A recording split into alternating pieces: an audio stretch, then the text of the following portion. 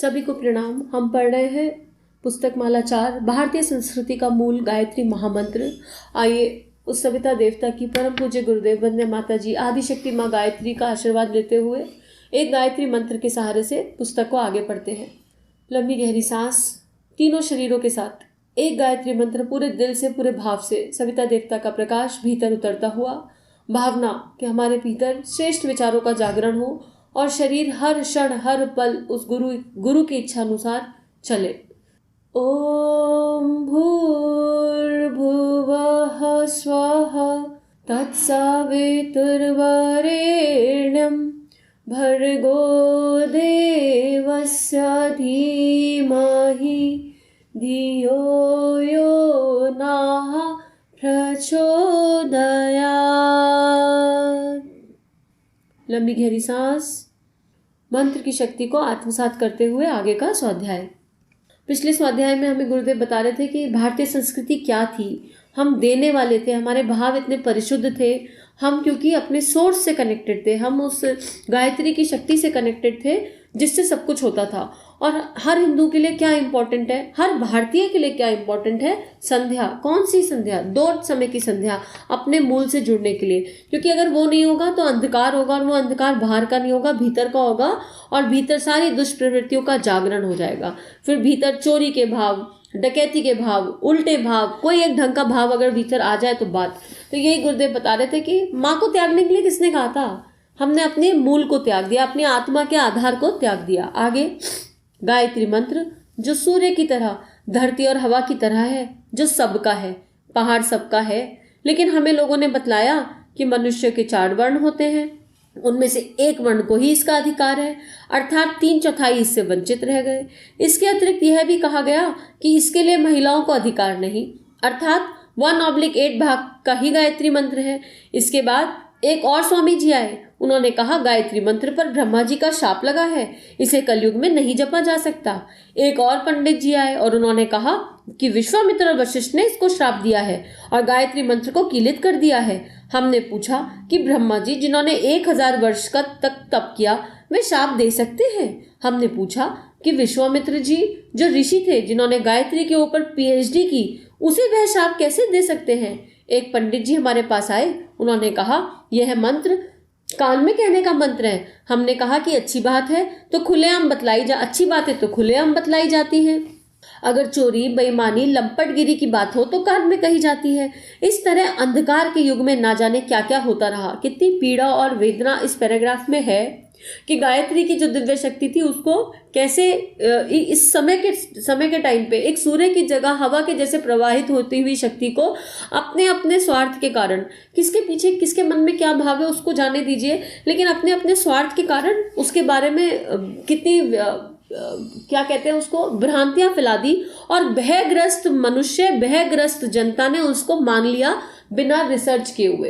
अरे क्यों मान लिया पता है? इसका कारण क्या है कि हम कोई भी पूजा का पाठ करते हैं ना तो किसी इच्छा से करते हैं। अरे हमारे को भगवान जी ये वाली टॉफी दे दो, हमारे को वो वाली चॉकलेट दे दो। और जब किसी ने आके कहा अरे तुमने गायत्री करी तो तुम्हारा नुकसान हो जाएगा, तुमको करनी नहीं चाहिए, तो हमको तो टॉफी चॉकलेट चाहिए थी ना, तो हमको क्योंकि टॉफी चॉकलेट चाहिए थी तो हमने कहा अच्छा गायत्री नुकसान करती है तो नहीं करेंगे गायत्री। अब हम किसे करेंगे? जो हमारा फायदा करे हम उसे करेंगे। इतने तो हमारी बुद्धि, इतने छोटे स्तर पे तो हमारी बुद्धि गिर गई कि अब हम गायत्री नहीं करेंगे क्योंकि हमको टॉफी चॉकलेट नहीं मिलेगी, उल्टा नुकसान हो जाएगा। भयग्रस्त जनता। अरे अगर किसी ने आके कह भी दिया था किसी पंडित ने, तो हम लोगों की विवेक कहाँ गई थी? कहाँ सो गए थे? हमारा विवेक सो गया था पूरी तरह। और गुरुदेव आए, गुरुदेव जैसी दिव्य शक्तियां आई और उन्होंने हमारे भय पर एक चोट मारी, करारी वाली चोट, कि अब तो जाग जाओ, अब तो समझ जाओ कि ये सब भ्रांतियां हैं, इस पे आंख बंद करके यकीन नहीं करना है। तो गुरुदेव ने वही कहा कि इतनी अच्छी बात है जिससे सबका फायदा हो रहा है, आपका भी फायदा हो रहा है, और आप कह रहे हो कि इसको कान में बताएं। आगे लिखते हैं, इस तरह अंधकार के युग में ना जाने क्या क्या हो गया। चालाक बाबा जी अपने अपने नाम के मजहब पंथ बनाते चले गए। इस प्रकार लोग भ्रमित होते चले गए और इस प्रकार भारतीय संस्कृति का मूल नष्ट हो गया। तो हम सब जिम्मेदार हैं इस मूल को नष्ट करने के लिए। क्षमा मांगनी चाहिए आज हमें उस गायत्री माता से, उस गुरु शक्ति से क्षमा मांगनी चाहिए कि क्यों, अगर हमारे को बचपन में किसी ने कह दिया कि नहीं गायत्री नहीं जपनी या ये नहीं करना, तो हमने क्यों विवेक का उपयोग नहीं किया, क्यों उसका एनालिसिस नहीं किया। कोई हमारे मन की जरा बात नहीं करता तो हम लड़ते नहीं है क्या 4 बार? अगर अभी आपको कोई चीज चाहिए हो और आपको सामने वाला मना कर दे क्योंकि आप उसकी नहीं नहीं ये चीज़ हम आपको नहीं दिलाएंगे, तो हम अपनी चीज़ों के लिए लड़ते नहीं है क्या? लेकिन सही के लिए आवाज़ उठाने की हिम्मत नहीं है। छिन्न भिन्न हो गया और इस तरह अलगाव की स्थिति विपन्नता की स्थिति बन गई। आज ईसाइयों में, मुसलमानों में, सिखों में एक रूपता अभी भी है, परंतु टुकड़ों में कर दिया लोगों ने हिंदू समाज को। इतना ही नहीं, तहस नहस कर दिया भारतीय परंपरा को। इस समय बिखर गया, परंतु अब अंधकार समाप्त होने जा रहा है। सूर्य का उदय होने जा रहा है। सूर्य निकलने के समय चिड़िया चहचहाने लगती हैं, मोर नाचते हैं, कमल का फूल खिलने लगता है, फूलों के में खुशी मालूम पड़ती है, हवा ठंडी चलने लगती है, हर आदमी में एक जोश मालूम पड़ता है, रात की नींद खत्म हो जाती है, चोर, बिच्छू, सांप, चमगादड़ भाग जाते हैं। हमें विश्वास है कि अब हमारे देश का भाग्य, संस्कृति पुनः सूर्य उदय का हमारे देश के भाग्य का, संस्कृति का पुनः सूर्य उदय होने वाला है। गायत्री मंत्र को पुनः घर घर पहुंचना संभव हो सकेगा। वह जो हमारी रीढ़ की हड्डी थी उसे पुनः जोड़ देने का काम होने वाला है। ये किसका विश्वास है? ये गुरु का विश्वास नहीं मानो, इसे उस व्यक्ति का विश्वास मानो जिन्होंने पूरा जीवन गायत्री के एक्सपेरिमेंट में निकाल दिया। छोटी सी उम्र से लेकर आजीवन गायत्री का तप किया और उस तप के आधार पर इतना बड़ा संगठन खड़ा कर दिया। उस तप के आधार पर लोगों के भीतर एक दिव्य प्रवाह जागृत कर दिया। जब पढ़ते हैं या सुनते हैं तो ऐसा लगता है कि हृदय में कोई वेग आ गया, कोई अग्नि प्रज्वलित हो गई। ये अग्नि केवल उनके कहने से नहीं हो रही, उनके जीवन के तप से हो रही है। उन्होंने वो तप किया, तो वो व्यक्ति ये बात कह रहा है कि अब अंधकार समाप्त। तो अगर हमारे भीतर प्रकाश जागृत हो गया तो ये मत सोचो कि हम कर रहे हैं, हमारे आजू बाजू वाला नहीं कर रहा। अरे अपना प्रकाश जागृत हो गया, जब वो प्रकाश पे हम एक्सपेरिमेंट करेंगे और इसको इतनी बात मानेंगे कि 2 संध्या करनी है, ढंग से करनी है, केवल कर्मकांड के स्तर पर नहीं करनी, भय से नहीं करनी, केवल सविता देवता का दिव्य प्रकाश सद्बुद्धि के जागरण के लिए। जब सद्बुद्धि जगेगी तो कंपैशन अपने आप आएगा हृदय में, करुणा अपने आप जागृत होगी और बाकी सब अपने आप हो जाएगा। जब हम इतनी बात मान लेंगे तो हमारे अंदर से वो रेडिएशन निकलने लगेंगी कृपा से, क्योंकि कृपा प्राप्त हो जाएगी सविता देवता की, आदिशक्ति माँ गायत्री की, और वो रेडिएशन होंगी कि आसपास के सारे लोग बदलने लगेंगे। कितने बदलेंगे इसका काउंट नहीं है, लेकिन अगर एक जीवन में हमने खुद को बदल लिया, अगर आत्मनिर्माण हो गया, तो वो क्या कम है? वो पर्याप्त नहीं है? तो कम से कम आत्मनिर्माण की दिशा में तो एक कदम बढ़ाएं। और अगर हमारा अंतःकरण आज कहता है कि हमको नियमित गायत्री करनी चाहिए पूरे दिल से, पूरे भाव से, सदगुरु के सानिध्य में, तो आज से शुरू कर दें। आगे लिख रहे हैं, दिल्ली में एक बार महात्मा गांधी ने जामा मिलिया यूनिवर्सिटी में आधे घंटे का भाषण दिया। उसमें उन्होंने केवल गायत्री मंत्र पर ही व्याख्यान दिया।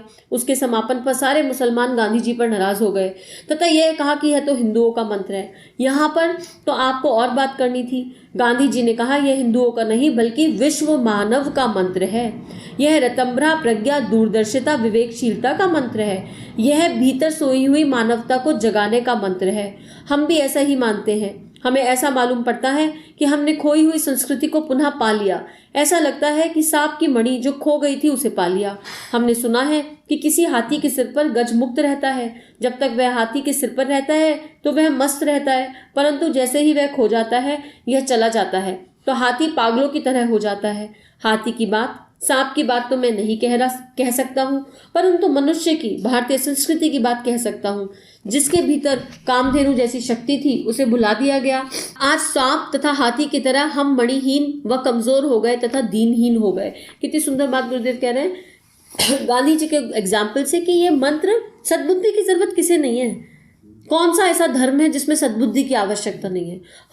हर मनुष्य को आवश्यकता है। फिर हमारा जन्म किसी भी धर्म में हुआ, और ये धर्म संप्रदाय भी तो हम ही ने बनाए हैं। मानवता एक धर्म है, नहीं तो धर्म क्या है? केवल मनुष्यता, मानवता, सेवा, विश्वामित्र का मतलब क्या? जो विश्व का मित्र बन जाए, जो इस भेदभाव से मुक्त हो जाए। तो जिसके अंदर ज्ञान जाग गया, जिसके अंदर वो इच्छा जाग गई, वो फिर कहीं पर भी पैदा हुआ हो, किसी भी परिस्थिति में, किसी भी देश में, किसी भी धर्म में, किसी भी काल में। कौन रोक रहा है जब करने से आपको? आप मानसिक रूप से बैठ के कर रहे हो, अपने आत्मा के जागरण के लिए कर रहे हो। आत्मा सबकी एक ही है, प्रकाश स्वरूप, प्रेम स्वरूप। अगर कोई आत्मा को देख ले या जान ले या समझ ले तो वहां पर कोई वर्ण भेद नहीं है, कोई व्यक्ति भेद नहीं है, कोई ऊंचा नीचे का भेद नहीं है। और गायत्री मंत्र, गायत्री की शक्ति से आत्मा का निर्माण हुआ है। तो उस आत्मा की शक्ति से जुड़ने में कौन सी रिलीजन बाधा बन रही है। तो यहाँ पर किसी धार्मिक प्रैक्टिस की बात नहीं करी जा रही, यहाँ पर स्पिरिचुअल प्रैक्टिस की बात करी जा रही है कि हम स्पिरिचुअल प्रैक्टिस करें, क्योंकि हम वो आत्मा है और हमारी आत्मा का प्रकाश गायत्री है, और अपने भीतर सोई हुई अपने भीतर की मानवता को जगाने के लिए इसका अवलंबन लेना, इसका सहारा लेना कोई बुरी बात नहीं है। और जब हमारे भीतर ये कामधेनु की शक्ति जाग जाएगी, आत्मा की शक्ति जाग जाएगी, तो हमको अपने आप समझ में आ जाएगा कि कोई भेदभाव नहीं है, हिंदू मुस्लिम सिख ईसाई देश वर्ण ये सब अपने आप विलीन हो जाएंगे, क्योंकि सूर्य जब प्रकाश देता है तो सबको देता है और बराबर देता है। और गायत्री सूर्य का मंत्र है, गायत्री तेजस्विता का मंत्र है, प्रेम का मंत्र है, भक्ति का मंत्र है, विवेक का मंत्र है, विचारशीलता का मंत्र है।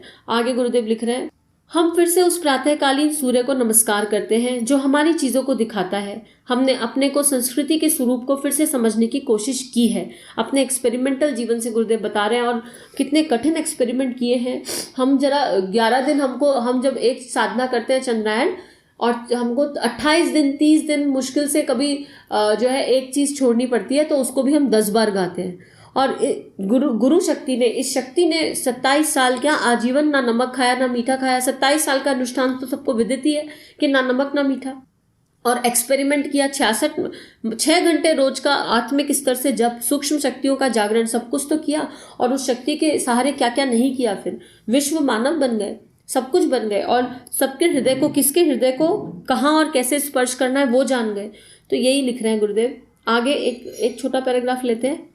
गायत्री मंत्र एक फिलॉसफी है, इसे हम जीवन जीने की कला कह सकते हैं। यह सोचने का एक तरीका है, जीवन यापन करने का एक पद्धति है, समाज के गठन का एक तरीका है, विश्व की शांति का मूल गायत्री मंत्र है। अगर हमें इसे अपनाकर चलेंगे तो हम अच्छी दुनिया की कल्पना कर सकते हैं। अच्छी दुनिया हमें फिर देखने को मिल सकती है, जैसा कि प्राचीन काल में देखने को मिला था। गायत्री एक दिव्य ज्ञान है, इसे देव माता कहते हैं। इसकी उपासना से मनुष्य देवता बन जाता है।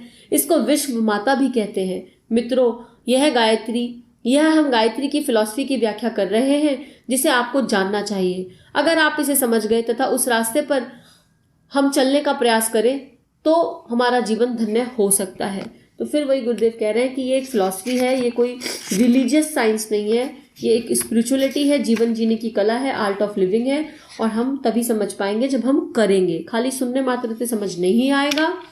तो अगर ये ऑडियो आप तक पहुंचा है तो आज से ही अपने जीवन में साधना को स्थान दे दीजिए, गायत्री की साधना को।